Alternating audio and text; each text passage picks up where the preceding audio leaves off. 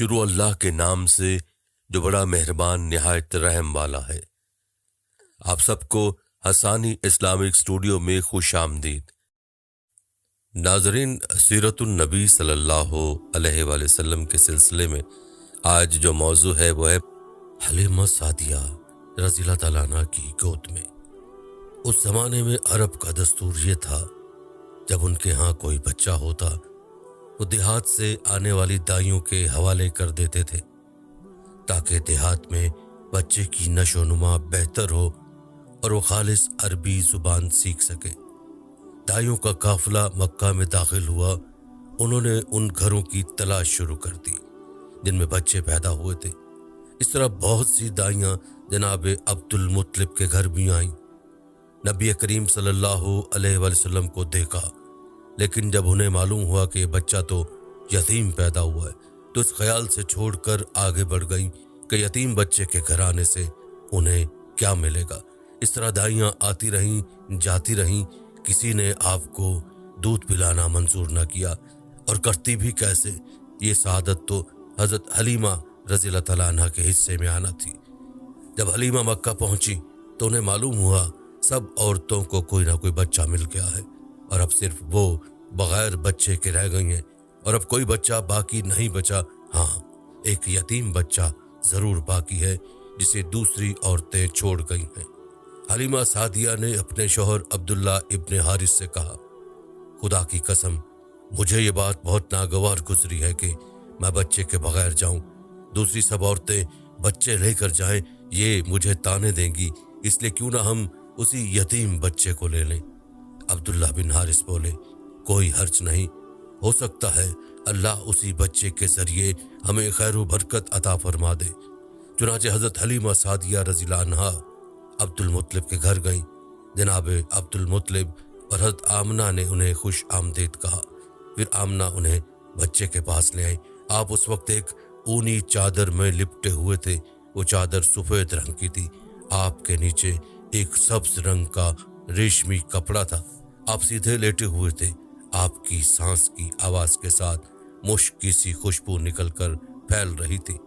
حلیمہ سعدیہ رضی اللہ عنہا آپ کے حسن و جمال کو دیکھ کر حیرت زدہ رہ گئیں۔ آپ اس وقت سوئے ہوئے تھے، انہیں جگانا مناسب نہ سمجھا، لیکن جو ہی انہوں نے پیار سے اپنا ہاتھ آپ کے سینے پر رکھا، آپ مسکرا دیے اور آنکھیں کھول کر ان کی طرف دیکھنے لگے۔ حضرت حلیمہ سعدیہ رضی اللہ عنہا فرماتی ہیں، میں نے دیکھا آپ کی آنکھوں سے ایک نور نکلا جو آسمان تک پہنچ گیا۔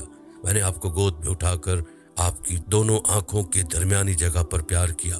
پھر میں نے آپ کی والدہ اور عبد المطلب سے اجازت چاہی، بچے کے لیے قافلے میں آئی۔ بچے کو لیے قافلے میں آئی، میں نے آپ کو دودھ پلانے کے لیے گود میں لٹایا تو آپ دائیں طرف سے دودھ پینے لگے۔ پہلے میں نے بائیں طرف سے دودھ پلانا چاہا، لیکن آپ نے اس طرف سے دودھ نہ پیا۔ دائیں طرف سے آپ فوراً دودھ پینے لگے۔ بعد میں بھی آپ کی یہی عادت رہی، آپ صرف دائیں طرف سے دودھ پیتے رہے، بائیں طرف سے میرا بچہ دودھ پیتا رہا۔ پھر قافلہ روانہ ہوا۔ حلیمہ سعدیہ رضی اللہ عنہا فرماتی ہیں، میں اپنے خچر پر سوار ہوئی، آپ کو ساتھ لے لیا۔ جو ہمارا خچر چلا تو اس قدر تیز چلا کہ اس نے پورے قافلے کی سواریوں کو پیچھے چھوڑ دیا۔ پہلے وہ مریل ہونے کی بنا پر سب سے پیچھے رہتا تھا۔ میری خواتین ساتھی حیرانگی سے مخاطب ہوئیں، اے حلیمہ، یہ آج کیا ہو رہا ہے؟ تمہارا خچر اس قدر تیز کیسے چل رہا ہے؟ کیا یہ وہی خچر ہے جس پر تم آئی تھیں اور جس کے لیے ایک ایک قدم اٹھانا مشکل تھا؟ جواب میں نے ان سے کہا، بے شک یہ وہی خچر ہے، اللہ کی قسم اس کا معاملہ عجیب ہے۔ پھر یہ لوگ بنو سعد کی بستی پہنچ گئے۔ ان دنوں یہ علاقہ خشک اور قحط زدہ تھا۔ حلیمہ سعدیہ رضی اللہ عنہا فرماتی ہیں، اس شام جب ہماری بکریاں چر کر واپس آئیں تو ان کے تھن دودھ سے بھرے تھے، جبکہ اس سے پہلے ایسا نہیں تھا۔ ان میں سے دودھ بہت کم اور بہت مشکل سے نکلتا تھا۔ ہم نے اس دن اپنی بکریوں کا دودھ دوہا تو ہمارے سارے برتن بھر گئے، اور ہم نے جان لیا کہ ساری برکت اس بچے کی وجہ سے ہے۔ آس پاس کی عورتوں میں بھی یہ بات پھیل گئی۔ ان کی بکریاں بدستور بہت کم دودھ دے رہی تھیں۔ غرض ہمارے گھر میں ہر طرف ہر چیز میں برکت نظر آنے لگی۔ دوسرے لوگ تعجب میں رہے۔ اس طرح 2 ماہ گزر گئے۔ 2 ماہ ہی میں آپ چلنے پھرنے لگے۔ آپ 8 माह के हुए तो बातें करने लगे और आपकी बातें समझ में आती थी। 9 माह की उम्र में आप बहुत साफ गुफ्तगू करने लगे। इस दौरान आपकी बहुत सी बरकत देखने में आई। हलीमा सादिया फरमाती हैं, जब मैं आपको अपने घर ले आई तो बनु साद का कोई घराना ऐसा न था जिससे मुश्क की खुशबू न आती हो। इस तरह सब लोग आपसे मोहब्बत करने लगे। जब हमने आपका दूध छुड़ाया तो आपकी जुबान मुबारक से ये अल्फाज निकले, अल्लाह अकबर कबीरा वल्हम्दुलिल्लाहि कसीरा व सुबहानल्लाहि बाकरत वसीला, यानी अल्लाह ताला बहुत बड़ा है, अल्लाह ताला के लिए बेहद तारीफ है और उसके लिए सुबह शाम पाकी है। फिर जब आप सल्लल्लाहु अलैहि वसल्लम 2 साल के हो गए तो हम आपको लेकर आपकी वालिदा के पास आए। उस उम्र को पहुंचने के बाद बच्चों को माँ बाप के हवाले कर दिया जाता था। उधर हम आपकी बरकत देख चुके थे और हमारी आरजू थी कि अभी आप कुछ और मुद्दत हमारे पास रहे। चुनांचे हमने इस बारे में आपकी वालिदा से बात की। उनसे यूं कहा, आप हमें इजाज़त दीजिए कि हम बच्चे को 1 साल और अपने पास रखें। मैं डरती हूँ कहीं इस पर मक्का की बीमारियों और आबो हवा का असर न हो जाए। जब हमने उनसे बार बार कहा तो हज़रत आमिना मान गईं और हम आपको फिर अपने घर ले आए।